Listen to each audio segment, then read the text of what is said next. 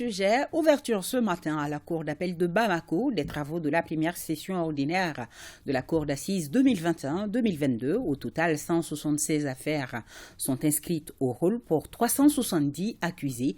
Les infractions commises sont liées aux crimes de sang, au terrorisme, au trafic international de drogue, d'atteinte aux biens de l'État et au faux et usage de faux. Auparavant, une dizaine d'assesseurs avaient prêté serment devant la Cour. Compte rendu d'audience, Adama Djimdi.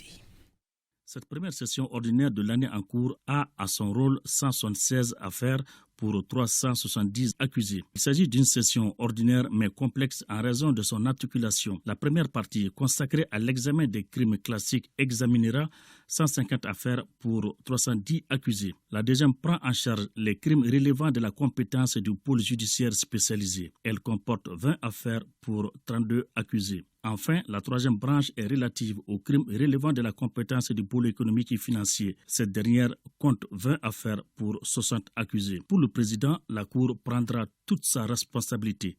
La Cour ne faillira jamais à sa mission de sanctionner toutes les fois où les faits sont prouvés.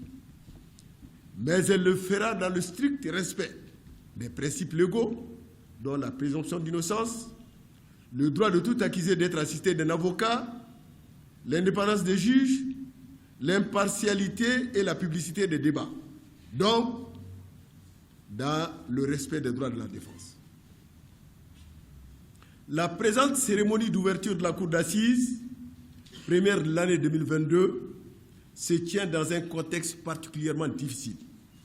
En effet, en plus des crises sécuritaires et sanitaires, le pays a connu un embargo économique et financier très sévère et sans précédent.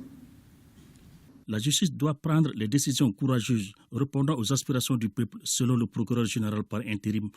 Le Mali croit que réclame le peuple exige le changement dans toutes les sphères de la vie nationale, avec toutes les charges que contient ce vocable en termes d'attitude et de comportement vertueux.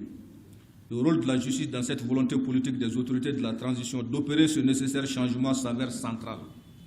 Dans cette œuvre d'édification du Mali-Coura, acteurs de la justice que nous sommes, chargés de l'administration et de la distribution de la justice, notre rôle nous incline d'avoir présent à l'esprit l'interpellation quotidienne du peuple en quête permanente d'une saine et bonne distribution de cette justice, celle où les fauteurs sont sanctionnés et les innocents blanchis conformément à l'ordonnancement juridique.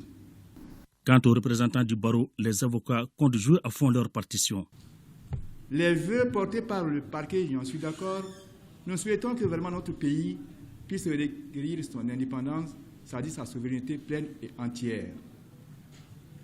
Le barreau est aux côtés des autorités publiques et de la justice dans ce combat. C'est un combat qui doit unir tous les Maliens, pas seulement nous les acteurs de la justice, mais tous les compartiments de la société, afin que nous puissions vaincre ensemble, ou périr ensemble. Mais nous souhaitons vaincre quand même, parce que c'est un droit pour nous d'être indépendants et d'avoir une souveraineté nationale et internationale. Maître Koné a soulevé certaines préoccupations liées à l'insuffisance des ressources humaines, à l'assistance judiciaire et aux textes permettant aux accusés, dès leur arrestation, de bénéficier d'un conseil. Auparavant, une dizaine d'assesseurs avaient prêté serment devant la Cour.